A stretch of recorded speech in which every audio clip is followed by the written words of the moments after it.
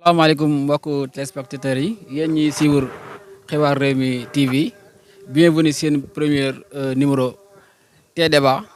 T-Débat tey bu ñëw fii si quartier Khayra 2 fekk fi ay ndaw waxtaan ak ñoom si actualité réew mi tey jii nag ñu war a waxtaanee benn thème bu am solo ñu naan ko clandestin immigration clandestine nag moom mooy dem tukki si yoon bu léwul tukki si yoon léwul moom lay waxtaanee ak jeunesse yi nekk fii si Khayra maa den rek à gauche si ñu tudd. man Masey Cissé laa tudd. Masey Cissé. waaw dëkk Touba Khayra 2. waaw loo xam ne kooku si mu doon xam na sëñ bi. waaw man maa ngi tudd Valdiodio Ndiaye dëkk Touba Khayra 2. ci juste marché bi. d'accord sëñ bi yow. Cheikh Dieng Khayra 2. Cheikh Dieng Khayra 2. oui fi laa dëkk ba. waaw salaamaaleykum maa ngi tudd Fallou Ndiaye dëkk Touba Daaru Marnaan. waaw man maa ngi tudd Aliou Diop dëkk Touba Daaru Minam. maa ngi leen di nuyu tur bi Anta la Anta Dia Touba Khayra. voilà merci beaucoup si présentation yi voilà kon tey ñu ngi si Khayra 2 war a waxtaanee ak ndaw ñi si benn actualité boo xam ne ni mu ngi rëmbee réew mi ba léegi rek yéen a ngi ànd ak xibaar Rewmi TV présentation bi Serigne Khadim Ndiaye père éducateur RAMPES cellule Touba ànd si nag ak réalisateur Mame Fallou Dieng ñu commencé waxtaan bi thème bi tey ñu fàttali ko mooy immigration clandestine sëñ Masey thème boobu mooy loo si xam yow. waaw asalaamaaleykum maa ngi nuyu mbokk yi ñuy seetaan ñëpp à travers xibaaru Rewmi TV. di la nuyu yow sëñ Khadim ak sa réalisateur bi sëñ Fallou. di rafetlu bu baax jotaay bi émission bi am na solo. waaw man moom am na fu may d'accord rek ñoom immigration clandestine. waaye am na foo xam ne nii nag d'accord ma ak ñoom. waaye lu ci ëpp nag am na foo d'accordul. waaw kon ñu teg foo sa loxo ñu jëm fii sama droite ñu jox sëñ Aliou thème bi loo si xalaat yow. waaw thème bi ñuy waxtaane tey ñu koy fas yéene di ko expliquer tey mais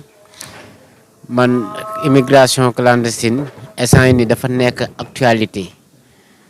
booy xool partout en Afrique surtout ci Sénégal gi waaw. mais Aliou li nga waxee seet na loolu dafa mel ni yow sa xel dafa nekk si tukki wala mu demee noonu ah. waaw non seddul sax xëy na nuñ koy waxat sax damaa xaw a socc nag moo tax quoi mooy waxee nii xel comme ji ma jóge nag moom moo tax quoi. d'accord mbaa fasaale nga ñu baax rek.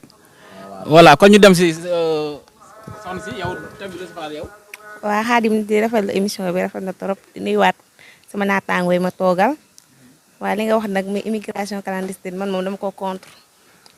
loolu daal mooy sama gis-gis nangu ma ko. dina contre immigration clandestine. d'accord loolu di si ñëwaat après ñu jox sëñ Fallou thème bi tey yow lan loolu si xalaat tey. waaw salaamaaleykum di nuyuwaat di nuyu sama naataango yi ma bokkal émission bi ñëpp. di nuyu mbokki internet yi nga xamante ni bii ñoo ngi ñuy seetaan à travers xibaaru Rewmi TV. di jaajëfal bu baax di rafetlu bu baax émission bi. waa thème bi nag ni nga ko waxee c'est thème la boo xamante ni bii daal bu am solo la te mën nañoo wax ni daal c'est un phénomène très récurrent. bari na lool ci jamono yi peut-être nag. on va essayer de voir lan mooy immigration clandestine. yan xeetu immigration clandestine moo am ñu jëm ko comprendre d'abord. balaa ñuy soog a dem ci yeneen fànn yi. xëy na kàddu gi bu ñëwaatee mën nañ ci indi yeneen leeral yu gën a am solo bu baax. voilà ñu jox ko Serigne Cheikh yow thème bi tey lan moo sa xalaat. waaw ginnaaw bi ma leen nuyu sama gars yi. waa teg caan bi ñu ngi nii si ginnaaw. wala jooja nuyu gars yëpp. waaw li may wax mooy que réew mi moo amatul dara moo tax léegi jeunesse bi koo gis mi ngi taxaw jor saagam bu gisoon gaal tey dañ ciy dugg dem nañu waxante dëgg réew mi moo doxul dara amu fi ndaw yi seen yaakaar moo tas dèjà moo tax nit ñi ku xale góor yëpp daanaka génn nañ jeunesse bi yëpp génn nañ man mii di wax ak yéen maa ngi ci yoon de. yaa ngi ci yoon bi damay dem de. mu neex damay dem mu naqari damay dem. d'accord mënu ma fi toog waa vraiment. d'accord suñu waale. waaw man nuyuwaat sama naataango yi ma bokkal jotaay gi di nuyu suñu prestataire Khadim Ndiaye ak waa xibaar Rewmi comme sëñ Fallou Dieng di nuyu mbokk internet yëpp di leen ziar baax bon thème bi thème bu am solo la te thème bu boo xam ne la instant bi Sénégal c'est une actualité boo xam ne jamono ji Sénégal lépp loo wax rek immigration la jamono ji koo wax tukki lay wax génn moo tax thème bi am na solo trop te xam naa ne buñ ci gënee yaatal rek dina gën a am solo surtout gën a wax lan mooy immigration risques yi ci nekk ak conséquences yeeg causes yi ci nekk yëpp gars yi mën ko xam nga xam ne dañ ko mën a bàyyi xel bu baax a baax surtout si jeunesse bi nga xam ne léegi ku wax ñu ne dañuy dem ba ci kanam. d'accord ba léegi kon yéen a ngi ànd ak xibaar Rewmi TV tey ñëw fii si quartier Khayra 2 war waxtaanee ak ndaw ñi si benn activité ñu naan ko immigration clandestine yaakaar naa tey gis naa ñu bari ñoo xam ne ni tey nee nañ d'accord uñ si ñii neen d'accord nañ si tey nag kon daa bi war na mën a neex tey si entre nous lañ koy mën a waxee wala bokk entre les jeunes kon ñu jubal directement si soxna si parce que man dama ànd ak jigéen ñi daal kon moom laa njëkk a wax mu wax moom nee na dafa ànd ak wala àndut ak ñoom wax sa xalaat dëgg yow expliqué ñu lan moo tax nga sa position daal nga wax ñu ko waaw. waaw d'abord li tax mu ne ànduma si xam nga immigration clandestine moom ku ko dégg mooy jaar dem tukki si yoon boo xam ne égalul te loolu risque la d'abord nga jaar ci ndox mi sa bakkan xañ na si nga dem sonal sa ay waajur mën nga seedee loo xam ne yow man ma mënul comprendre nga ne da ngaa bëgg a dem tukki loo xam ne sa bakkan mën na cee des xam loolu rek risque la te si nga dem xamoo boo demee di nga ñëwaat xamoo lan ngay fekki te bu fekkee liggéey la ñu wari foofu liggéey boobu ñuy nangu ji buñ demee fii ñuy dem fii ni ci réew mi am na fi mais buñu nekkee si réew mi duñ ko nangu léegi man mënumaa comprendre yow nga bàyyi sa réew bàyyi ko ñëpp ñi war a xale yi war a taxaw réew mi buñ demee léegi kon suñu Sénégal gi ñun lan moo koy développé kan moo koy defar. mais ndaw yi foog ñu génn mënuñu fi toog fii Sénégal amul dara yaa ngi dégg yaa ngi ni bëgg nga leneen ak leneen loo defal say waajur yaa ngi ni mënoo ko ak Sénégal bu bon suñu njiit yi nga xamante ni defaluñu dara seetaan jeunesse bi ñuy dugg ci gaal gi di dem lii mun na ñaa ñi nga gis bi yëpp ay responsable ñoo toog fii instant bi ku nekk bëgg nga tey tabax sa kër fond de famille yor say waajur mais fii kan moo fi am loolu ñu ngi di nga gis yoo xam dañuy jàng bay bëgg a dee mais duñu am taxawal déedéet waay nañ waxante bëgg liggéey teral say waajur jar na dugg si ndox di xaru amul lu mu jarul teral say waajur lu mu laaj da nga koy def man mii di wax ak yow nii tey bu gaal taxawoon fii dama ci yegg dem amul lu may xaar amul lu may xalaat foofu maanaam Cheikh non côté boobu nga waxee man je ne suis pas d'accord parce que tout Sénégal mënoo ne Sénégal dafa naqari dëkk bi amul dara responsable mais loolu lañ gis ñëpp fii ay responsable ñoo fi nekk mais tey jii Sénégal boo bëggee liggéey da ngay liggéey boo bëggut a liggéey ñi fi ñu ëpp naan dañuy jaar ci gaal gi nga ne da ngaa bëgg a tukki da ngay tekki teral sa waajur nga xaar loolu lañ bëgg fa nga mën a jaar fa mais pas pour autant ngay jël ay risques di risquer sa vie pour dem nga da ngay tekki pour teral say waajur yéen ñii ñëpp ku ci nekk jàng nga ba am bac yéen a may dégg waaw man xam lan laa gëmul yow nga ne réew mi amul dara mënoo fi am dara ba pare nga maanaam nga liggéey fi ba am njëgu loo passé dugg si gaal yi yow da nga xam yow man li ma liggéey noonu ñaata yoon laa ñaata at laa ko taxale mais ñaata at yow ku war a fonder famille yow war a tabax war a dimbali say sœur say parents toog fi mais tey passe boobu boo ko non jaay man d'accord ma loolu de passe boobu boo ko investir day jur la ren loolu te nit ki li muy passe déggoo ma la waxuma la dara mais soo demoon Sénégal ci ambassade yi réew ma nga jëm pour ñaan visa doo ko fa perte soo xamee fi ngay jaar kon soo yoree loo passé pour jaar si gaal yi soo defee ndànk jaar fi nga war a jaar mën nga am visa su fekkee yow da nga bokk ci ñi war a tukki waaw man nag gis naa débat bi c'est très intéressant mais dafa mel ni gars yi dañ ko jël rek accès ko ci côté immigration clandestine ci wàllu géej xëy na immigration clandestine ni ñu ko waxee sànq maanaam tukki la boo xamante ni bi da ngay jaar ci loi ci yoon boo xamante ni bi nekkul yoon bu légal léegi nag dafa am ay pàcc am na ñoo xam ne dañuy jaar ci ndox bi dem am na ñoo xam ne dañuy jaar ci désert bi dem am na ñoo xam ne dañuy jaar ci bateau yi di dem kon différents phénomènes la yoo xamante ni bii dañ ko war a xàmmee ko ràññee ko xëy na yooyu yëpp ay yoon la pour dem ku ci nekk am na yoon bu muy préféré dem ak ku nekk sa doole fi mu toll xëy na loolu tamit ay kii la yoo xam ne gis nañ ko mais nag il faut ñu xool ba xam d'abord lan moo waral loolu noonu quelles sont les causes ñu xool ba xam ba xam par rapport. la nga jàpp mooy ko si Fallou yow. en fait xam nga immigration clandestine. dafa xaw a yaatu comme ni ma ko waxee sànq. mais nag am na lu koy waral lu ci bëree bëree bëri. comme lan. am na ay causes yoo xamante ni cause économique lañ koy wax. am ay cause sociale. man yooyu laa jàpp. léegi nag par rapport ak économique. ñun bu ñu xoolee ci suñu réew ñun nekkuñ réew bu développé nekkuñ ko. réew bu sous-développé lañ nekk. kon nag il faut que ñu xëy na peut-être. loolu mooy ñu sacrifier suñu life quoi. non non c'est pas une question de sacrifier sa life. ah mais dugg si gaal dugg si gaal. mais da ngay déglu ma wax la xam nga am na ñoo xam dañuy tukki am na ñuy jaar ci gaal yi. am na ñuy jaar ci désert bi jaar yoon Nicaragua bi dem. ca seet nañu ñi fi jógee ci ay jeunes dem bari na. léegi nag dañuy xool tourné bari na aussi. waaw loolu aussi bari na. mais li koy waral mooy foofu noonu dama fi am benn condition comme yow mënu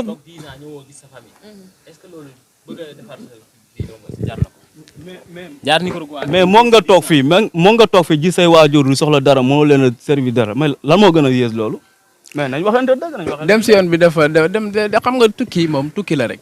que ça soit am na lu mag ñi daan wax boo xasee tukki dëgg yàlla maanaam yoon yëpp mën naa ci d'accord sauf ay géej moom ku jommi dëgg moo fa war a dugg ku dem ba yow mais bi da ngaa sës xamutoo fooy taxaw sa bopp bi normal tut mais nag attends man xam naa ay nit yoo xam ne ñoo ngi fii si dëkk bi maa ngi ñoom dañ daan ànd guddeeg bëccëg ku ma waxoon ñii daan dugg si gaal dem ma weddi ko. waaw loolu moom ñëpp la mais peut-être am na lu leen poussé bañ def loolu noonu. li leen poussé nag c'est tellement profond xam nga nit mbir soo ko dundul mënoo ko xam. dëgg la parce que gis nañ fi ay phénomènes yu bari ci réew mi te nit ñi am na extrême pauvreté bu ñu toll ak pression sociale bi ñu lay topp naan la defal nii boo defoon nangam sa morom nangam am na sangam ak sangam loolu moo lay poussé ngay def yenn actes yi parce que nit kii dugg ci géej xam na ne ci géej lay dugg xam na ne fii muy jaar bis bu ci géej gi bis bu gaal gi defee benn kii bu ci daanoo day faatu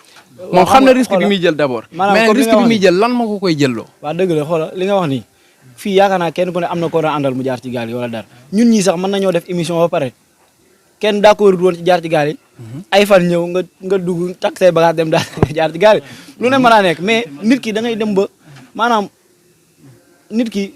waroo perdre espoir pour man fii ak yaa ngi dund rek li nga bëgg ci sa àdduna war naa mën a ñëw kon yow da nga jàpp ni ci nit ñi lay nekk kon yow da nga jàpp ni kii jaar ci gaal gi dem dafa perdre espoir waaw ku perte espoir non kooku perte espoir parce que espoir moo ko yóbbu ak motivation man li ma jàpp mooy ki jaar si gaal gi dem tukki wala mu jaar ci yoon Nicaragua bi espoir moo ko yóbbu ak motivation mais bu amul woon benn espoir ak motivation du dem parce que loo fay wuti mooy une vie li nga yaakaarul ne mën nga ko am Sénégal loolu ngay wuti fële voilà kon ñàkk nga espoir non c'est pas une question de ñàkk espoir dafa ñàkk espoir ci réew mi parce que réew mi espoir amatu fi bu ñu waxantee moo tax ma ne la yow ñàkk nga espoir am na ñu ne ci réew mi soo demee liggéey ba ñëw nga jaar ci gaal nga jaar ci avion yi soo ñëwee ñu wecc la loo mën a wax attends je ne suis pas d'accord que li nga wax ne ñàkk espoir xam nga ñàkk espoir mooy nit ki li mu doon xalaat di ko mébét gis na ne ba lii mënatut a nekk mais nag peut-être du ñàkk espoir ci boppam moom ñàkk na espoir ci réew mi mais espoir bi nga xam ne moom la am ak motivation bi mu am pour tekki da koy dem wëri ko feneen c'est normal mais loolu moo leen poussé ñàkk espoir boobu moo leen poussé ñu génn gëm réew mi moo tax gisuñu fi seen bopp yaa ngi dégg fii génn neexul mais boo demee ba gis ndaw yi di ko def déjà dañoo sës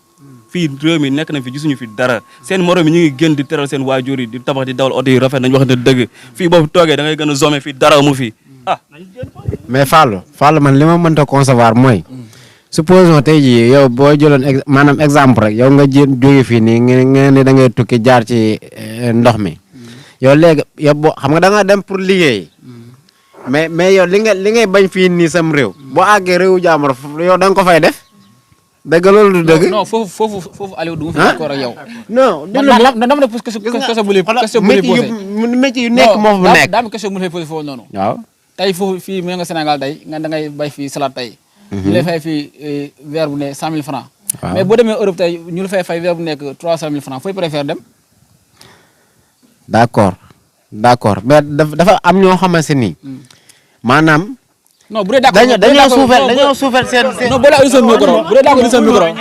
non bu d'accord seen micro. d'accord bokkuñu mais ñoom dañuy suufel. oui ma sama waay. man xam naa li nga wax d'accord. mais xaar yi bokkul li nga wax bokkul di ndax da nga ne Sénégal ne Europe. oui ma man d'accord ma yow soo xasee àgg ba foofu ngay soo naan lii laa liggéey wala lii laa liggéey amul sa dëkk lii amul lee boo xasee àgg moom àgg nga lépp loo xam ne daf la mën a may xaalis bu lew liggéey ko. loolu garaawut mais fa ngay jaar ba àgg foofu la ñuy wax yoon ba ngay jaar ba àgg ndox mi man laa d'accord waaye faneen foo mën a jaar ba àgg ci jàmm ak salaam jaar fa te soo xësee àgg lépp lu ñu la proposé lu la mën a may xaalis bi nga fay wuti espoir bi nga fay wut pour nga am ko lépp lu mu la jaral na nga ko fa jënd soo xësee àgg. fii nii da ngay gis benn jeune boo xam ne day wax naa man xalaatuma liggéey benn liggéey bii ne te bu demee foofu noonu daf koy nangu. parce que li ngay am fële ci liggéey boobu mënoo ko am fii. waaw paiement yi moom bokkuñu. réew yi bokkuñu. fii nii réew sous développé la fee ne nag pays émergent la. xam nga mënuñoo yem. xam nga Sénégal nag. maanaam fii nii da ngay dañoo xamul àqu liggéey quoi loolu mooy problème bi mais fii ku liggéey tedd. comme tey jii li ngeen wax nii. ne boo demee fee ñu fay la 300000 fii ñu fay la 100000. li nga 300000 ak 100000 yooyu ngay tollale jeune Sénégal jamono jii nii boo ko fayoon 100000 francs du la liggéeyal. du nangoo ñaq ne parce que salaire am 100000 francs lay fay boo koo ko fi wax day bañ. parce que booy wax bëri na man gis naa suñu bëri na ñoo xam ne koo ci fay 100000 du liggéey. non je ne suis pas d'accord avec toi. bëri na ñu ma gis ñoo xam ne fay 100000 fii Sénégal nga ne doo liggéey. doo liggéey bëri na ñoo xam duñu liggéey. bëri na jeunes yoo xam ne Sénégal ama ñaata gars yi ay 60 000 salaire bi ñuy séntu mooy salaire 300000 1 million salaire bu 500000 la ñuy séntu. léegi yaa ngi nelaw de. d'accord yaa ngi nelaw. léegi ñu cadré débat bi ñu cadré débat parce que yaakaar naa ni am na ñoo xam ñu toog ñu diglu kon il faut ñu diglu woon tey ndax kenn ku nekk boo digloo rek mas jëree njëriñ daal mais pëccoxoo bi yaakaar naa ni gëdul fi ma bëggoon ñëw rek mooy kàllu fi nga wax sànq léegi yow da nga jàpp ni yoon la ñu dem mbëkk dem tukki léegi lan moo leen poussé dëgg à ce que ñu dem di tukki yow selon toi lan moo leen poussé dëgg lu ko fi jar bañ dem di tukki. c'est que man c'est pas parce que dama jàpp ni yoon la ñu dem mais damay wax maanaam peut-être les causes li nga xam ne mooy waral mbir mi il faut que ñu xam leen d'abord émigration clandestine maanaam comme dit les sociologues c'est un fait social fait social nag boo ko déggee maanaam benn fait la boo xamante ni bi day am ñun fi lañ ko fekk avant ñuy judd fekk nañ immigration clandestine di am te ñëw nañ fekk muy am mais dafa yokk day continuer di am dafa yokk il faut que ñu xam loolu dafa yokk te nekkul loo xamante ni bi d'abord du caagi ne yow yaa koy décider wala maa koy décider wala keneen maa koy décider phénomène dafa aggravé mais c'est un phénomène maanaam benn collectif ñoo koy def nit ñi koy def bari na léegi il faut que ñu xool lan moo koy waral léegi li koy waral dëgg-dëgg comme li ma la wax sànq réew mi ku ne xam na ni métti na trop réew mi dafa métti parce que gars yi dañuy liggéey am na ñoo xam ne dañuy góorgóorlu di jaayante di def lu leen neex di def lu nekk di ngir gagner seen life mais duñ ci mën a génn am na ñoo xam ne dañuy jàng ba yor seen ay diplôme fu ñu déposé duñ leen jël parce que parti pris moo am ci réew mi. mais am nañu jàng diplôme déposé jël leen. am na mais bariwul. ah non parce que loolu non am na ça existe am na xam nga amul bu seen rajo jël seen rajo c'est négatif. mais li bu ñu ko sens négatif de trop. il faut xam nga ni dëgg bu fekkee am na ñuy yor seen diplôme li jëlu leen. am ñu yor seen diplôme jëndee ñu liggéey il faut d'accord ça. d'accord loolu am na ñu yor seen diplôme déposé ñu jël leen mais bariwul te boo doon xool ñi nga xam ne ñoo ko ciy def maanaam boo doon jël ci 100. maanaam mën nga jàpp ne ñiy déposé ñu jël leen sans parti pris sans branlon sans dara mën naa jàpp ne 10% yi kese lañ ciy jël 90% yëpp da ngay wut jaar fenn waaw Xaadim ma boole yow di diw sa nangam la sa mbokk la mu jaar fa jël la mais bu dul loolu non beneen bi da nga gis koo xam ne dafa nekk ci réew mi loolu Fallou est-ce que am na rapport ak mbëkk gaal bi parce que mbëkk gaal bi en général ñi koy def la plupart ñu ngi seen bien ñu ngi liggéey des fois da nga gis ñoo xam ne seen boutique la ñuy jaay dem tukki. attends am ñoo xam ne seen i nag la ñuy jaay dem tukki. est-ce que ñooñu pauvreté dam na dëgg-dëgg ba tax ñuy jàll dugg si gaal bi. attends gaal gi ku ciy dugg man ñi ma wax ne ay passe ay 300000 et quelque la ñuy fay. kan musu def si gaal yi. passe 300000 gaal. 300000 ëpp gaal. Fallou yow. non attends loolu léegi ëpp na non ça c'est pas parce que loolu non gën nga am information ci gaal gën nga am information ci gaal dama ne bokk naa ci convent boo xam ne yaa ngi dégg bokk naa ci convent boo xam ne njëkk naa dem ñu indiwaat ñu yaa ngi dégg dem nañ ba bay laal géeju Maroc bi gars yi tourné ñu en 2015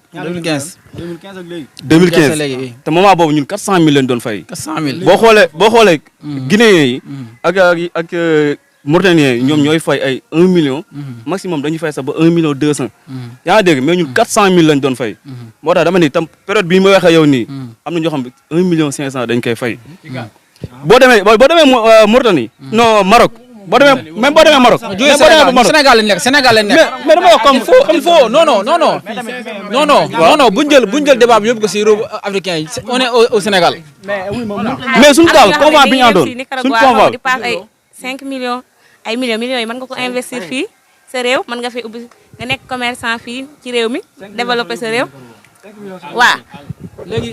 Cheikh dama dégg sax nga ne yow. waaw 2015 jaaroon nga si gaal dañu refoulé. waaw. léegi yow ñaata ko dee woon nga 400000 francs. 400 000 la 400 000 instant bi nii ku la joxoon 400 000 francs gaal gi dem wala da ngay toog. man 1 million ba ma ko joxaatoon ma tegal ko ci gaal gi dem. man gisoo ma xoolal man loolu laa gëm. xam nga fii man gisoo sama bopp vraiment tamit. li nga wax sànq ne maanaam ñi ngi Sénégal mënut a ñàkk ñuy wax ay Maroc ak Mauritanie parce que Maroc ak Mauritanie ay doomu réew mi ñoo fay dem di fa déparé. ay sénégalais ñoo ngi fa di fa départ man maa ngi fa am nijaay boo xam ne ci gaal yi la doon dem. Maroc la teer instant yi maa ngi fa. di fa liggéey ba léegi te bu gisaatee gaal day dem xam naa ne. kon mënut a ñàkk ñuy wax ay Maroc ak Mauritanie. mais dama ne man moom maanaam li ma nangu. mën ngaa dem ci yeneen yoon comme ay yoon Nicaragua wala feneen ak feneen fu wóor amul problème mais géej laa nanguwul moom. attends ñi ngay wax dañuy jaar Maroc ñooñu xamal lu ñu wër yoon bu sûr man xam naa ñoo xam ne dañuy jóge fii lijjanti jaar ci avion dem ba Maroc. bu demee Maroc escale toog liggéey di xool chemin ba mu leer xam nañ ne diggante boobu distance boobu ñu jéggi géej gi dugg Espagne mooy gën a gàtt ñu déparé fii Sénégal. ñooñu yoon bu sûr la ñu wër àdduna moom àdduna benn waruwaay siirut mais gis nga maanaam li gën a danger moom mooy am ndox moom amul fenn foo ci mën a am lu siiru am ndox moom. léegi bu ñu xulal débat bi léegi dama bëgg ñu insister d'abord lan mooy influence jeunes yi d'abord ñu dugg si gaal yi loolu laa bëgg a dégg-dëgg. d'abord Fall wax na phénomène social. mais phénomène social bi da nga ko cof baal ma ñëw foofu. wax ma dëgg-dëgg ñoom si lan lañ. baal ma ñëw foofu. c'est que pression sociale. bu ñu ko waxee maanaam nit ki moo ngi ci biir réew mi di fi dund. di dund ci benn société léegi peut-être ñun suñu société dafa am nu muy penser ak nu muy doxee. ak ay règles yoo xamante ne bii moo tënk société bi yoo xam ne nekkul règles yi maanaam ay règles yoo xam ne nekkul règles yu formel non c'est pas une question de fondé mais ay règles la yoo xam ne binduñ ko fenn ne société bi nii lay doxee ak nii mais dégg non attends xaar ma àggale maanaam dama ne société bi dafa am lu ay règles yu ko tënk yoo xamante ne bii nekkul règles yu ñu bind fenn ne société bi lii moo koy doxal mais nag règles yooyu bis boo ci teggee benn rek da nga koy xam ci société bi tamit aussi dañ lay sanctionné léegi société bi ñu dund da ngay imaginer yow nga nekk fi nekk jeune di liggéey souvent dañoo nekk ci zone boo xamante ne Touba dafa bari ay moodu-moodu mën nga dëkk ci benn koñ kër goo romb boo doo romb ñeenti kër ci romboo kër goo xamante ne bii borom kër gi moo ngi Italie wala Espagne di liggéey ay doomam nekk fi nga nekk fi yow peut-être yow sa situation demewul noonu nga nekk fi di taaba di lijjanti ko wala ngay jàng di ànd ak seeni doom ñooñu noonu ngeen nekk ci koñ bi juddoondoo màggandoo ba à un moment donné ñu jël seen doom ne ko coppet yóbbu nga xam ne booy bi seen doom bi ñu koy yóbbu moom mi nekkandoo woon ak yow fii ab pant rek mënu ko woon tabax mais day jékki-jékki rek nga seen ko ñu ne diw jënd na kër moo ngi tabax moo ngi def nangam léegi yow fi nga nekk yow rom dafa góor sax 2 pas moo ngi lay raw déjà léegi nag sa famille dañuy toog naan la diw de moom nangam macha allah di toog naan diw de moom jàmbaar la ba mu defee alors que jàmbaar mayewut yaa fus xañewut il faut que ñu xam loolu mais pression sociale bi nit di la topp naa la diw def na nangam noonu da nga ko war a def léegi yow boo nee coûte que coûte da nga koy def rek il faut nga ne yow sa xalaat bi nga doon am ci biir réew mi da nga koy changer da nga naan non man kat réew mi ma nekk kat gis naa ne su ma fi nekkee ba abadan lii kii am du ma ko am de faaw ma jéem a dem foofa ngir am lii kii li mu am d'abord loolu lay njëkk a def ci boppam léegi su xasee def loolu ci boppam moom léegi loo ko mën a jox ci àdduna moom bu toog fii investir xalaatu ko da ngay gis nit fii muy liggéey di jaayante mais da lay wóor ni kii yàgg-yàgg bu gisee yoon day dem parce que xam na ni moom réew mi mu nekk pour nga liggéey fi am fi dara yombut da ngay taxalaat liggéey di kii da ngay jéem a ne naa def élevage nangam naa investir ñu sàcc ko yaa ngi dégg parce que dañoo nekk ci pays boo xamante ne pays pauvre la yooyu yëpp daf ciy am ay sàcc ak yooyu yëpp dafay am ay agression man ngay liggéey di ne damay baana di dem ci àll bi da ngay xëy suba fayat di dem jaay agressé la nangu sa xaalis nga reprendre à zéro parce que loolu tamit aussi pression sociale nga wax léegi. pression sociale boobu noonu n'est-ce pas est-ce que parents yi amuñu part de responsabilité. attends xam nga parents yi am nañ ci part de responsabilité moom. parce que am na ñoo xam ne man dégg naa ñoo xam ne dañuy seen yaay mooy teggi natt jox leen ñu dugg ci gaal yi. xam nga loolu tamit aussi. parce que kooku li tax yaayam def ko mooy. kii muy wujjal doomam ma nga Europe di def dara. sama doom moo ngi fii. te bu mënul dara. faaw ma jéem a xool nu mu génne réew mi ndax mu ngi def dara. mu tayal sa bakkan doom quoi soit 10 ans tayal bakkan doom. non mais oui ma dafa am loo xam ne Fallou dafa am loo xam ne yow nit ki yow yaay mat xam nga nan ngay matee tey du question ay boy bi def na lii rek wala kee def na lii sama yaay doomu kële def na lii xaar ma paasal sama doom mu dem man sama jëm man mi nga nar a paasal ma am mat gu toll ne di xalaat leneen man li nga ma nar a paasale jox ma ko ma investir wala nga jox ma ko pour ma jéem a lijjanti ay kii jaar si yoon bu légal pour génn mais pas ay jaar si gaal yéen da ngeen dajale am seen xaalis boo leen dem sax seen yaay duñ leen yëg dañuy jékki-jékki ñu ne la sa doom dee na ci mbëkk mi après ñun ñooy souffrir man yaay dama préféré man ma toog man ak sama doom ñu xëy di lekk soom bi sax mais moo kii gën tey nga dem kii si yoon bi de après loolu ban souffrance la ñuy teg ban yaay mu bëgg doom dee ci ay gaal ay désert yi léegi Anta man gis naa ñoo xam ne nii dañuy boot seen doom bokk doom dugg si biir gaal gi waaw loolu am na loolu comme jigéen la ñaa waaw am na waaw ça existe mais waaw loolu am na ay jigéen ñoo xam dañuy dem waaye fii dëkk bi tamit mooy loolu jëkkër yi yéen góor yi dafa toll li ngeen war a def moo tax jigéen ñooñu jël risque ñoom dem pour dimbali seen kon yow daal da ngaa jàpp ni daal sëriñ dañuy dugg si gaal boobu maanaam si góor ñi ñoo ko def quoi wala góor ñi yéen comprendre foofu daal góor ñi la waaw góor ñi wala parents yi góor ñi ndax góor ñi da ngay fii ñoo xam dañuy toog seen kon nii jagg toog waxtaan loolu rek lañ am amuñu benn métier nanguñu jàngaluñ leen métier jàng ñu école ba pare xëy buñ gisee seen buñ gisee seen morom yi tekki nga ne faaw ma tekki te yow nungoo benn liggéey métier bu ñu la jox nga xeeb ko bu ñu la joxoon fii demal nga jaay benn jaay doo ko nungu man ak sama morom ñun ñëpp ko waxoon demal jaay fii dara naan déedéet man dépassé naa loolu classe Fall gii nii suñ jàngoon exemple nga jox leen benn liggéey salaire 50 000 mu ne man dépassé naa foofu du nungoo liggéey déedéet am na jeunes yoo xam ne nunguwuñ liggéey ah non non nu leen ko yóbbee parce que yow ku ñëwoon tey fekk la maanaam sa digg nëndu ngay jàng wala di kii ñu ne la dañ lay may jabar jëkkër nga ci kat bële wala nangam da ngay bañ loolu moo tax jeunesse bi rek seen bopp dugg ci la waaw ba tax déedéet waay doo ko nangu mi ne bari sax ñu seen ñoom doo ko nangu su liggéeyee rek mën na tax booy yi rey seen bopp yéen yéen tax booy yi sànq non yow li ngay wax nii dafa mel ni yow gëmoo sa bopp en fait parce que da nga wax pare tourné yaa sa bopp waaw kon yow débat bi il paraît que yow da nga li ngay wax nii yow ku la tegoon gaal da nga dem daal la mën a jàpp yow voilà ji nga ni seen koo ci jaay la du jaay wala ku liggéey déglu man ay xam nga katiw ba mu fii xew man jaay naa ay doom wër fi mbedd yi kenn jëndul yaa ngi dégg café jaay naa café Touba kenn jëndul yaa ngi dégg man lu nekk def naa ko yaa ngi dégg léegi ñu waaye da ngay jaay café fii daayira yi nekk fii ku ne di xelli café joxe kër goo dugg ñaan ñu ngi taaj baraada bi di naan léegi fan ngay jaay café xaaral ma wax la Anta li nga wax sànq ne gars yi jeune fii nanguñu liggéey dañuy toog duñ jàng duñ def ni dañuy toog di naan ataay non non attends je ne suis pas d'accord xam nga la mooy problème bi fii ñu nekk zone bii ñu nekk di Touba wax dëgg fa yàlla bu ñu waxantee dëgg ay jeunes yu jàmbaar yu nangoo liggéey ñoo fi nekk parce que bu ñu xoolee am na benn parti boo xam ne ñoom kat dañuy jàng nasaraan la ñuy jàng dañuy jàng école dañuy góorgóorlu bu ñu amee bac dem jàngi dem a xool di lijjantiku di ci génn am na benn la majeure partie boo xamante ne bii ñoom buñ juddoo dañ leen yóbbu ci daara ji bu demee ci daara ji buñ jàngoo ba mokkal ba génn ci daara ji ñëw rek dañuy bu ñu jóge ci daara ji dañuy nekk mag su boobaa mënu ci noo nekk ne dañuy jàng métier wala dañuy def dara dañuy préféré dem kat ne naa dem ci marché bi dem koo jaayante ji boo demee ci marché bi taaba loo am booy fii dañuy jóge di dem ci marché Ocass bi di lal di ambulant lu ñu ciy dugg am na benn partie boo xamante ne bii buñ doon xool fii Touba maanaam jeunes yi fi nekk 1/3 bi maanaam boo ko xaajoo ñetti xaaj benn xaaj bi kese moo nekk ci dëkk ñaari xaaj yëpp gën nañ ñii ñoo ngi Europe ñii ñoo ngi ci sous région bi ñii ñoo ngi Dakar di liggéey parce que xam nañ ni ñoom dëkk bi moom bu ñu waxantee dëkk bi amul liggéey parce que amul benn politique boo xamante ne def nañ ko ci jeunesse bi ngir ñu mën a liggéey d'abord amul ay centre de formation amul ay usines yoo xamante ne bi jeunes yi dañ ciy liggéey amul dara nit ñi xamul lu ñuy def benn activité principale moo fi am muy commerce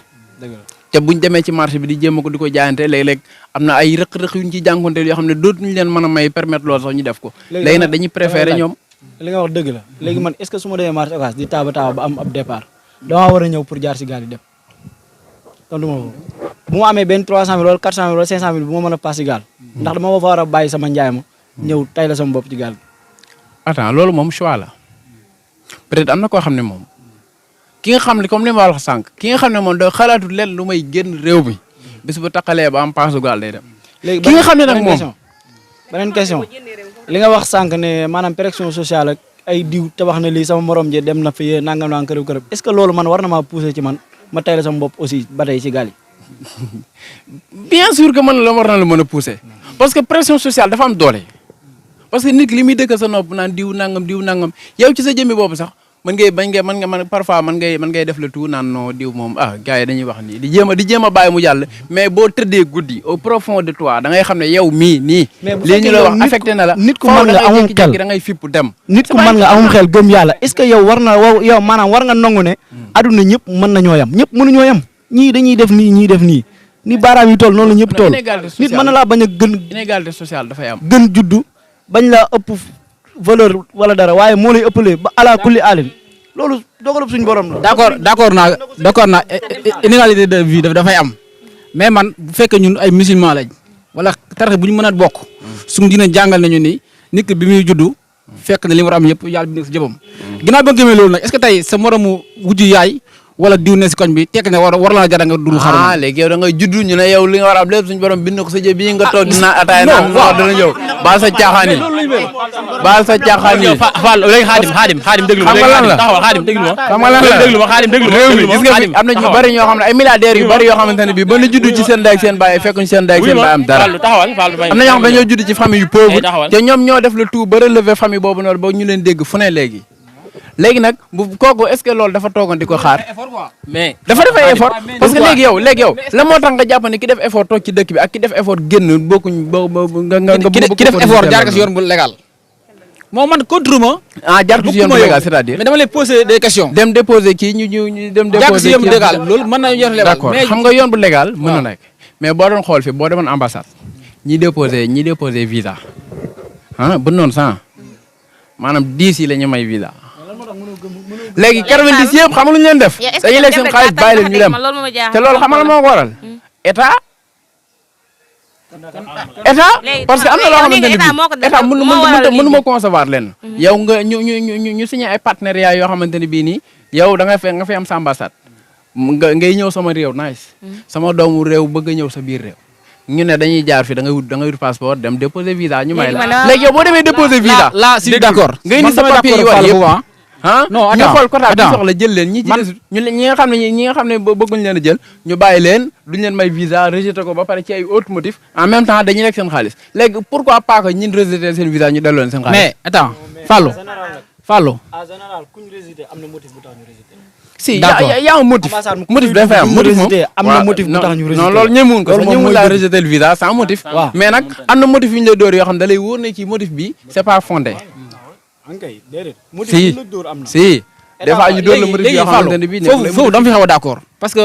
le fait que nga ñëw di demande visa wala ngay def mënuñ la mën na pousser ñeneen à ce que ñu jël si beneen yoon bi loolu kon état man si d'accord avec toi tey dama d'accord ak moment parce que foofu état bi am pas de responsabilité parce que des fois jeunes yi pour man moom moo war a yombal jeunes yi à ce que ñu am seen i revenu ñoo war a pousser à ce que ñu dugg si dans le développement mais jeune bi ñëw nga koy xañ ay xama yeelem nga ngay gënal di nga jëndee leen tamit loolu dafa mel ni kon day pousser à ñeneen ñi ñu xatraay quoi dugg si gal en fait kon loolu état bi pour man am na si pas de responsabilité état bu bàyyee jeunesse bi yëpp dem léegi suñu dëkk bi kan moo koy def kan moo koy liggéey bu jeunesse yëpp buñu demee Fallou foofu mu wax noonu état bi am na ci part de responsabilité dama ciy d'accord ak moom parce que jamono ji toll nañ foo xam ne état dafa war a moom moo waroon a moyen jàppale jeunesse bi ba nga xam ne tey ji boo demee ambassade di wut visa foofu noonu ça sera tellement facile que ni doo ko nekk mais Sénégal moo nekk dëkk boo xam ne tey jii boo demoon bay wut papier kayitu juddu rek boo ko doon wut tey jii nii da ngay dem mujj découragé gedd waaw yéen li ngeen fi wax man dama dem ba mujj xaaral kayitu juddu rek moo gën a métti pour am balaa nga am yeneen papier tey réew mi wala géey ñun ñoo ko war a yor ñoo war a indi changement ci dëkk bi léegi kon ñun ñëpp buñu demee suñu dëkk bi kan moo koy defar bu xale yëpp bu boo dem loolu tamit loolu laa jàpp ne bëgguma bu ñëpp demee kan mooy defar ñëpp moo mënuñ dem boo jàngee ba am sa diplôme yu baax xalaatoo lu dem extérieur soo dee foofu ngay toog ñëpp mënuñoo dem parce que ñëpp bëgguñoo dem parce que man maa ngi ni man moom bokk ma si ñi bëgg a dem man moom je préfère rester Sénégal gii nii des fi moom ak lu mu mënti doon ma des fi moom man loolu laa gëm gis nga ñi bëgg a dem ñi bëgg a dem te mënuñoo dem nga xam ne ñoom génn nañ seen bopp seen xel ci wàllu liggéey dem rek lañ gis buñ demuti tamit amatu njariñ dama nga gis fii ku jàng ba pare soo buñ demuti tamit amatu njariñ seen amulu njariñ seen léegi ba ngay jàng fii nii léegi kay kooku noonu bàyyi ko mu dem après léegi bu ñëpp demee dama intellectuel yëpp bu ñu demee kon dëkk bi kan moo koy développé intellectuel yi moom ñoom xoola booy parce que ki jàng ba pare daa déglu ma wax la léegi nag kii dafa wax lu am solo ki jàng ba pare léegi ne du toog Sénégal fii day dem Europe pour jéem a liggéey foofu parce que xam nga loolu lan moo ko waral parce que l'état deful benn activité boo xamante ne bii moom mooy permettre ki nga xam ne jàng na ba pare moo am insertion bu yomb parce que day jàng ba pare toog ak say diplôme non du am foo dugg duñu insérer état deful benn politique publique boo xamante ne bi da lay mën a yombal yow mii nga suivre li ngay jàng normal en même temps aussi am na loo xamante ne bi buñ ci duggee day gën a métti mooy problème système bi loolu tamit ci côté système dañuy dugg mais xëy na peut-être loolu du débat bi mais loolu il faut ñu bàyyi ko xel bu baax a baax a baax. mais xoolal yéen booy yi jàng nii amul kenn koo xam ne yaa ngi jàng di xalaat ne yow xam-xam bi ngay am nii ak li ngay jàng nii diplôme yi ngay def nii sa réew la maanaam sa réew nga ko war a jariñoo peut-être yow yaa jàpp chaque jour yaa ngi xalaat ne da ngaa war a génn pour dem France pour yow benn si Fallou yow yaa jàpp benn si Fallou parce que yow déjà yaa ngi wax ne état couvrir leen parce que ça veut dire que bu couvrir ça veut dire que système bi baaxul yow yaa ngi jàng mais yaakaaroo ni si jàng bi si ngay teg yaa ngi yow pour yow ku amee gaal nii suba da ngay dem non si waxuma lool bu gaal taxawee da ngay dem waxuma lool su gaal taxawee da ngay dem ça veut dire que kon yow sa yow préwo bu télé jàng yow kii dane xam lu mu wax dane da ngay gis ku jàng ba pare moom xalaatu toog ci réew mi bu def dara day jéem a préféré génn parce que da ngay gis koo xam dafay jàng ba pare de mais toog na ci réew mi di def la tout di déposer di jéem a def la tout ngir insérer du mën a nekk léegi moom les benn solution la am ne naa dem Europe mu nekk foofu insérer parce que foofu ñoom dañoo def la tout ba nga xamante ne bi xaar maagale tuuti dañoo def la tout ba nga xamante ne bi ñooñu suñ jàngee ba pare ku nekk yow li nga suivre boo jàng ba pare da ngay dem liggéey insérer wu normal génn ñu ak ñu développer seen pays alors que fii moom boo jàng ba pare ñaan la lemal say këyit nga taxaw la ak moom ci àll ba c'est bon léegi dama am question mooy posé Cheikh parce que Cheikh moom déjà jàll na si gaal yi depuis 2015 am na lu ko poussé woon pour mu dem si gaal bi si li ko poussé woon c'est bon si li ko poussé woon Fallou jox na si ñaari cause ñu dilloo tuddi dama mos a xaadi ñu dilloo tuddi Cheikh question bi yaa xam moom Fallou jox na ñaari cause yoo xam ne nii moom moo poussé ndaw si ndaw li mu dugg si gaal yi benn wax na pression familiale pression sociale mooy parents yi ñooy cause yenn yi benn wax tamit manque de responsabilité de la part de l'État wax na ko yow en tant que jeune bi nga xam ne da dugg si gaal ñaari yoon à part ñaar yi Fall wax yéen ban cause nga mën a joxat boo xam ne nii moo tax yow nga dugg si gaal yow benn ambassade Italie dem naa fa 2 fois dañ maa registré ma jógee fa daw leen dem Espagne léegi lan moo tax ñu refusé woon yow motif bi pensé benn lu fàttaliku man amul lan loo xam man damay du ma sax comprendre bari sëñ baam damay dem dañ ma liiral na ma noo lii moo tax li ma wax teguwul waaw dañuy fay nit koo xam ne businessman la mu ñëw lekk sa xaalis naan la ay motif yi moo tax ñu rejeté wala nangam waaye kooku ma nga tëdd këram di nelaw ëppatoowu la lijjantiwu la sax ji nga loolu def nañ ma ko 2 fois ambassade Italie ma jóge fa dem Espagne même chose déjà man li may dajaleeti ak di dem di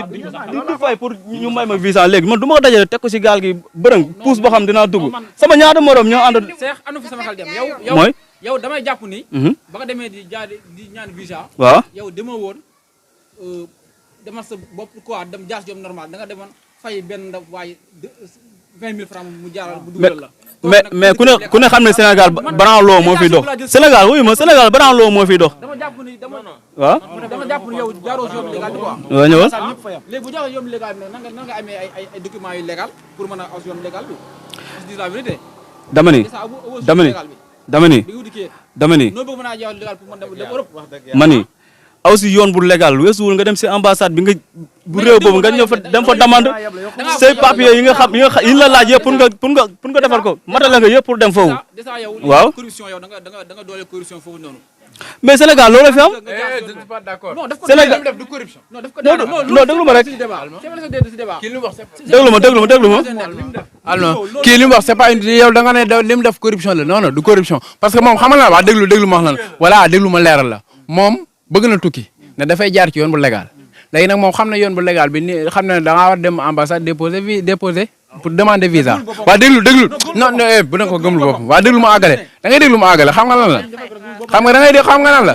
da ngay déglu ma àggale moom xëy na xamut nan la war a def ngir mën a déposer waa déglu non non taxawal ma wax la non attends kii li muy wax non vous n'avez pas compris ce qu'il dit yéen a comprendre li mu wax moom yéen a comprendre li muy wax rendez-vous lañ leen di jox ñu dem ñëwaat ñaata nga gis foofu ñuy toog fii di lijjanti ay nit ñuy tukki waaw déglu ma wax la voilà déglu ma wax la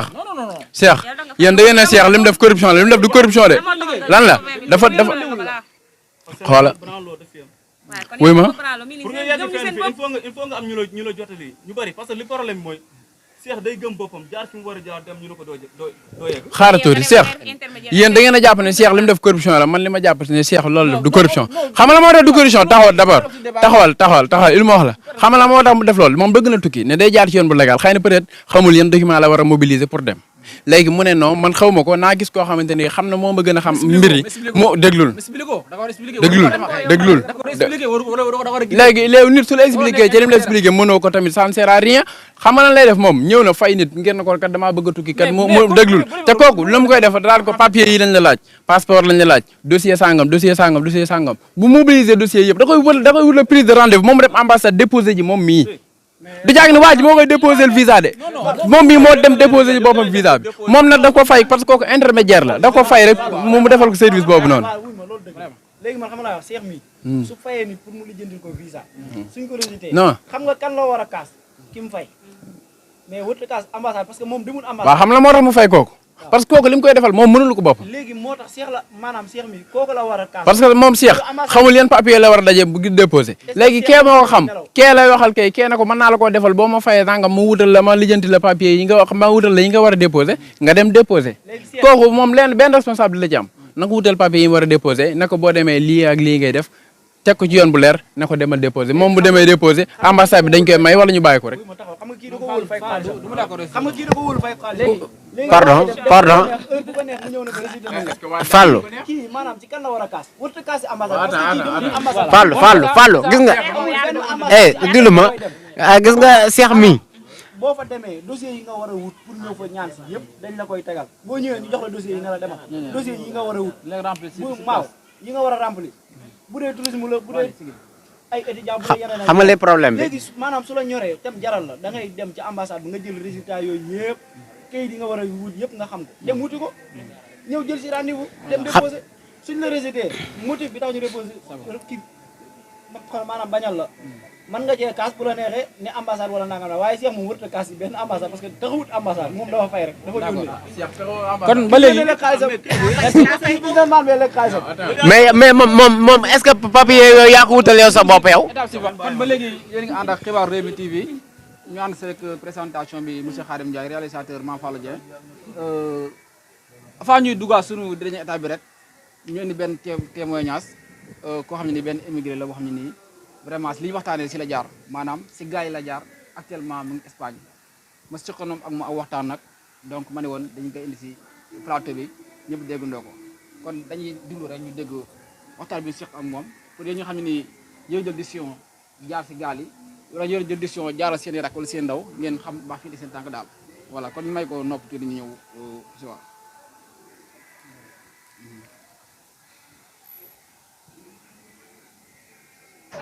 tubaab bi de benn lu lay sonal moom wax dëgg yàlla amuñu ko leen ni ndox mi moom loo fi yàgg soo ñëwee Espagne fàtte lépp waaw wax dëgg yàlla boo ñëwee ba foofu noonu ñoom ñoo lay faj ba nga wér ba wér dul la yóbbu sa camp ba après ñu enquête la defal la kayitu police boo xamante ni moom moo lay garanti ci dëkk bi bu dee yàlla dimbalee sax mën na laa defal asile boobu noonu moom mën ngaa liggéey ci asile bi sax mën nga cee liggéey su dee yàlla dimbalee soo paree ñu yóbbu la ca camp ba li tax ñu la fay yóbbu di la fa téye mooy dañ lay wan réellement dëkk bi ni muy doxee ñu ci bëri ñu lay yar daal xam nga Sénégal mu dafa ëpp nit foofu dañ la fay wan yu bëri yar la teg la ci aksi après ñoom ñoo lay daggal bee dafa lépp yóbbuwaat la si beneen camp boobu ngay demaat foofu dañ la fay jàngal bu la jàngalee foofu tamit dinañ dafa jëndalaat ay yére xam nga fële ñoom jox nañ la mooy camp bu njëkk bi jox nañ la ay yére jox la lépp soo ñëwaatee ci beneen camp bi yére yi nga yoroon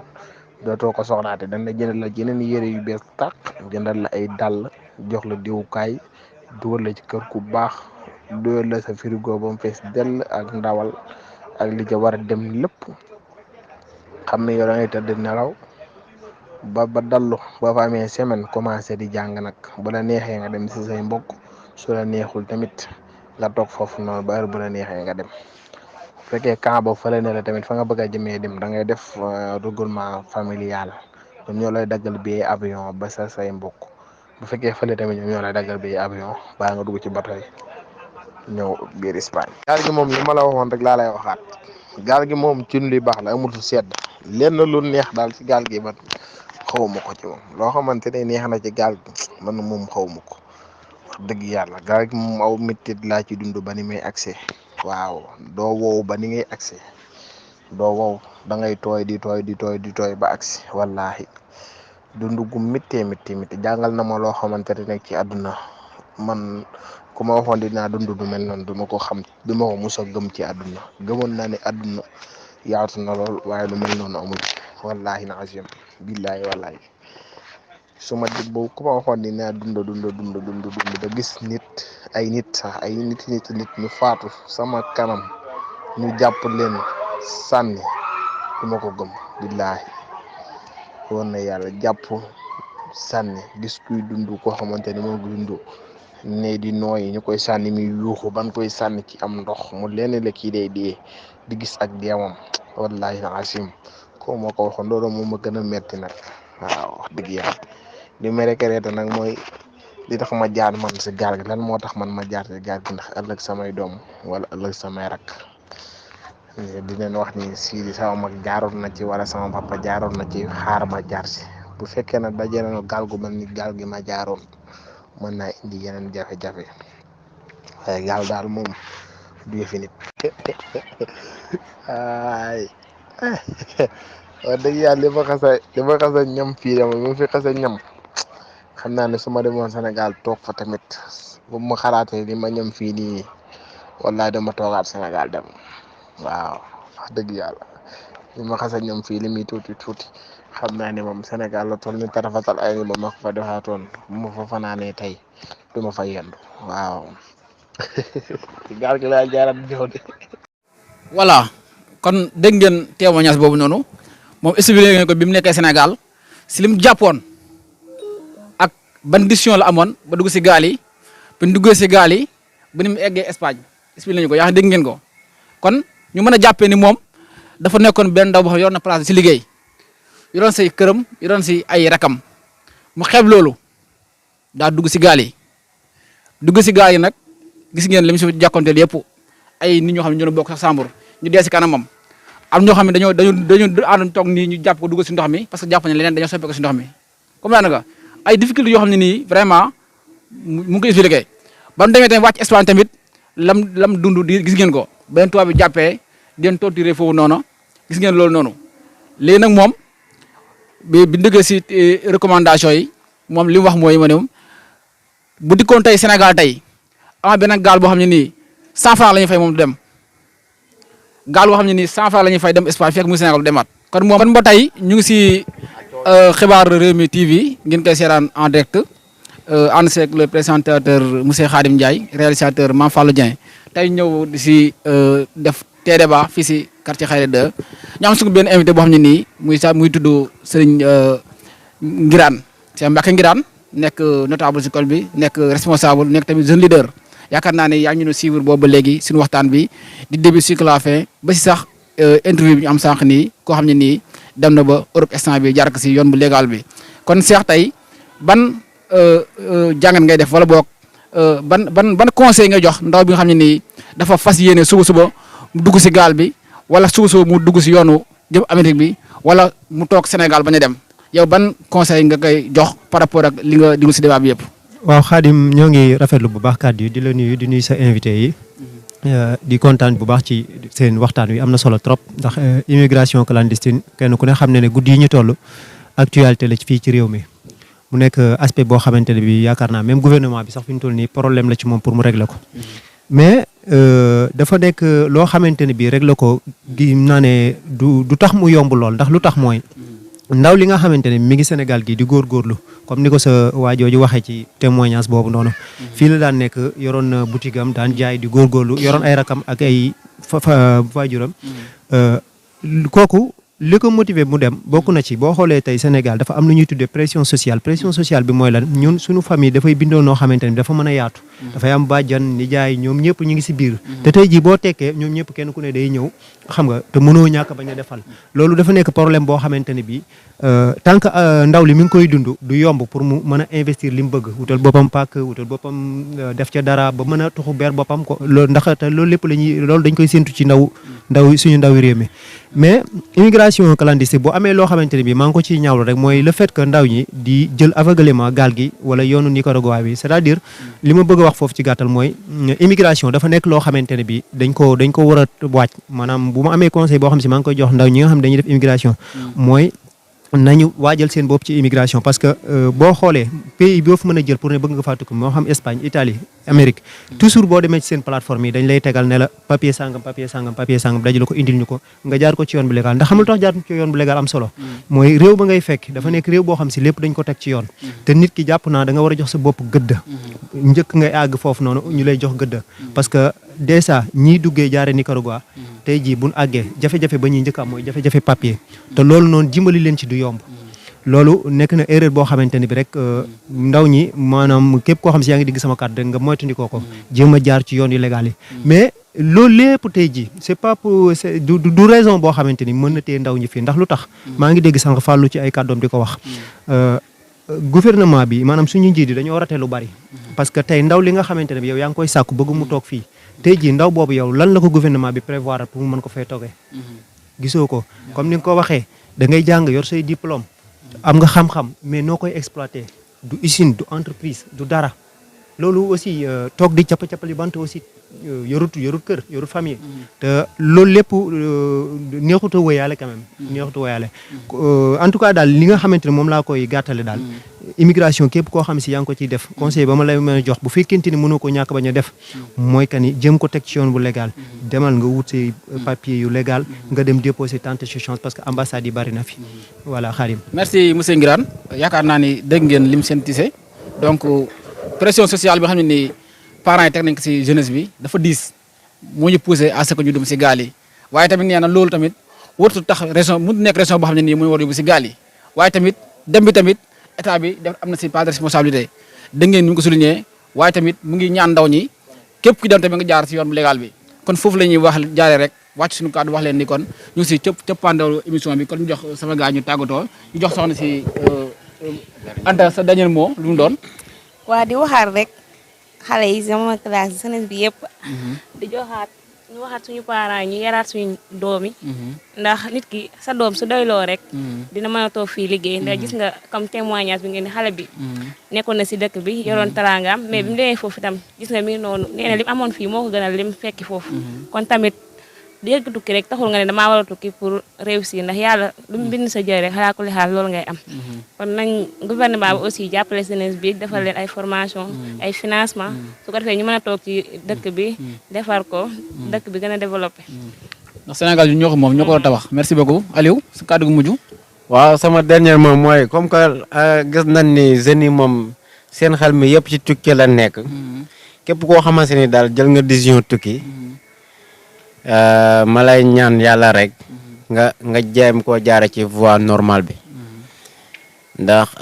dëgg la nag réew mi moom metti na trop trop trop waaye daal nañu bañ a yàkkamti ci xam ni lépp moom dina ñëw incha allah voilà. lépp dina ñëw incha allah kon ñu xaar ko fi yow monsieur Cissé. waaw suñu Khadim ñu ngi rafetlu bu baax émission bi di conseil rek sama morom yi nga xam ne nii ñoo nekk ci réew mi maanaam benn pression sociale wala sama morom dem na fee wala jaar na fi wala dugg na fii bu mu la poussé ci ngay jël sa life di ko tayle si ay ndox wala feneen ak feneen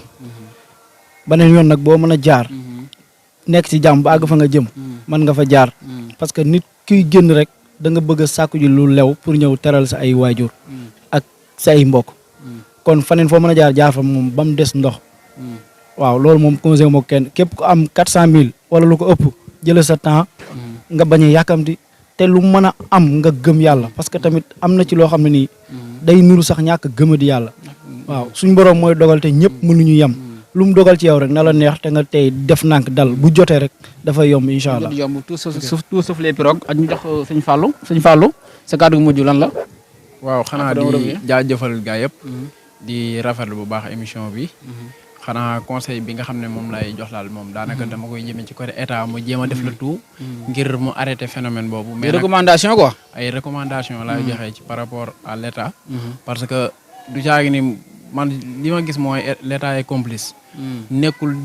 depuis phénomène bi ma commencé am ba léegi gis mu def benn acte boo xamante ni bi acte bu positif la ngir arrêté loolu. lu may nañ jàpp sous-marin yi nañ def nangam ak nangam affaire yooyu yëpp na ñoom naam ñoo ngi def seen liggéey bu baax mais loolu des na bu baax. acte positif na bu ñu ko waxee maanaam da ngay poser acte yoo xamante ne bii mooy tax ndaw ñi duñu amati envie dem tukki Europe. toog fii liggéey. mais pas ngay jéem a kii parce que ñoo ngi wax sànq voie légale. mais seetlu nañ ni temps yële ci ginnaaw. nit ñi doon ak police yi di wut ay passeport sax dafa dem ba benn moment dañoo bloqué passeport yi naan non talon amul affaire yooyu yëpp xam nga loolu yëpp boo ko gisee acte la yoo xam ne da ngay xam ne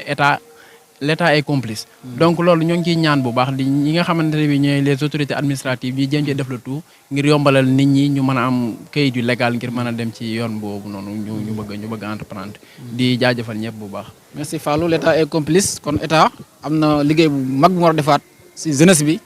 pour ñu gën a gis seen bopp si réew mi parce que mbëkk bi metti na ñiy faatu si gaal yi bari na merci Fallou kon sin seex aussi sa kàddu mujj lu mu doon. waaw di santaat ñi mu bokkaloon émission bi ñëpp. di rafetlu lu fi jot a root lépp ci kàddu. di jaajëfal ñëpp. di ñaanal ñi nga xamante si ni bàyyeekoo nañ fi ñoom tamit sa borom yërëm leen jégal leen. kenn bëggul dem ci gaal ngir dee. ñi jaar si gaal gi dem ñëpp ñu ngi ñaan yàlla ñu. dañ fay séentu ba tax ñu dem fa sa borom defal leen ko ñun waa mouvement takku jógi mais quoi quand même da nga fa 2 fois. waaw man mii kay suba sax incha allah. dinaa xoolaat ba nga dem pour dee quoi. suba dina gaal kenn demu fa ngir dee dañuy dem ngir jàll. mais dañ ko jàppee comme tamit man su ma ci dugg ni gaal gi dawee dama jàpp ne maa ngi ci oto bi ci kaw tali bi di dox man xel mu dal boobu laa yaan dal quoi. d'accord man su ma duggee ci gaal gi damay xàmmewu ma la yow mi ne sa 4x4 di dox ci tali bi xàmmewu ma leen quoi vraiment. di jaale ñëpp di ñaanal tamit ñi nga xamante si ni engagé wu nañ bëgg a dem yàlla na leen yàlla teg si yoon bu ñu mën a dem si jàmm egg si jàmm ñu ñaanal ma man tamit ma dem si jàmm egg si jàmm. yow ma du ma la ñaanal may ñaanal na ma ñaanal loolu daal. am na lu war a am na benn lu war a benn liggéey bu war a bu dégg temps yi quoi yow na ma la jaane nga toog Sénégal quoi voilà wala suñu waali. waaw sëñ Khadim maa ngi jaajëfal gars yi ma bokkaloon émission bi yëpp di jaajëfal suñu kii bi xibaar kii nii di Fallou Dieng mi nga xam ne mooy suñu caméraman bi et tout ça di ziar ñëpp. man nag conseil bi may jox mooy parents yi laay njëkk a soññ mooy que ni nañ bàyyi pression sociale bi ñuy teg booy. ndaxte surtout à zone Touba gi nii jeunesse bi fi nekk dañoo am jom de trop. koy dëkkal ci noppam chaque jour naan ko sa morom def na lii sa morom def na lii rek da koy permettre moom mu jóg. ne damay defi comme moom li mu def parce que jeunesse bi fi nekk nii gisoo kenn ko jeunesse Touba ngay dem de kër koñ la mu jour bu dul jour ajuma doo fa gisub booy. ajuma nga fay dem boo demee si yeneen village yi yeneen zone sud bi zone beneen bi da ngay fekk booy da ngay gis génération bi ñu toog nii ataaya la ñuy teg moto Jakarta xbet loolu lañ nekkee fii nag Touba malheureusement yow yàlla dimbali na ne jeunesse bi fi nekk nii jeunesse bu engagé lañ yow nangoo liggéey di wax aussi. mais waa Touba dugg si gaal yi dañoo ragal. non Touba ñu ngi dem ci gaal yi en pagaille bari na marché occas gi booy yu bari yoo xam ne moom dem nañ man am na ku ma bokk ñoo xam ne ñoo bokkoon benn koñ parce que kenn ki comme ni ko gars yi ay wujju lañ nekk ci kër gi kenn ki yàlla dimbale ko mu dem ay nijaayam a ko permettre woon jàppale ko mu dem bi mu demee yàlla defal ko xéewal mu am fa nag yàlla dimbale na ko lool nag bi mu ñëwee yëkkati lu rëy tabax bu rëy léegi nag yaay keneen ki nag topp di ko soññ naan ko defal lii ba teggi na tam jox ko booy bi risqué dem ci gaal yi booy bi mu ngi deewee Maroc foofu la mujj décédé na ko yàlla yërëm moo tax nag état aussi maa ngi leen di soññ bu baax ñoom itam ñu permettre surtout wàllum kayit ñu jàppale si kayit Sénégal li fi gën a jafe mooy kayit li jaral ñu bëri da ngay laajte suñ li leen di dugal ci gaal yi mooy kayit problème mu kayit la ñuy am surtout loolu ñu ngi si ñaan état mu taxaw si bu baax a baax ministère de la jeunesse nag mu gersu jeunesse Sénégal bu baax a baax surtout ñun suñ côté Touba gii nii nañ ñu gersu xam nga ministère de la jeunesse xam naa ko di merci beaucoup voilà mbokk téléspectateurs yi yéen a àndoon ak xibaar Rewmi TV nekkoon nag sunu premier numéro si te débat ñu ngi amalee fii si quartier Touba Khayra 2 si koñu association ATL di profiter foofu di nuyu donc tous les membres de l' association donc ñu si cëppaandawu émission bi yaakaar naa ni kon di leen jox di daje rek si yeneen numéro bientôt peut-être semaine prochaine ñu demaat si benn quartier si biir Touba fekk fa yeneen ndaw waxtaan ñoom si yeneen activités yoo xam ne nii ndaw ñi soxla nañ ko donc am na tam yu bari yoo xam ne nii vraiment nit ñi soxla nañ ko si waxtaan ak ñoom donc dinañ fa dugg si quartier yi waxtaan ak ñoom si acteurs yi leen ñëwal yaakaar naa koo xam yaa ñu dégg rek donc mën nga ñu woo si numéro 78 483 51 88 wala nga dem page YouTube da nga fekk xibaar Rewmi TV nga abonné fa waaye boog waa tamit nga bës colloque bi da nga abonné foofu noonu te nga seetaan émission yi nga mën a def sa contribution sa commentaire ñu jaajëfal baax a baax ñi doon seetaan ak ñi safoo xibaaru Rewmi TV muy xibaar yi wér wóor si kàllaama Kocc Barma wala si kàllaama wolof kon ñu ngi leen jaajëfal baax di leen jox dig daje à la très très prochaine fois merci à vous.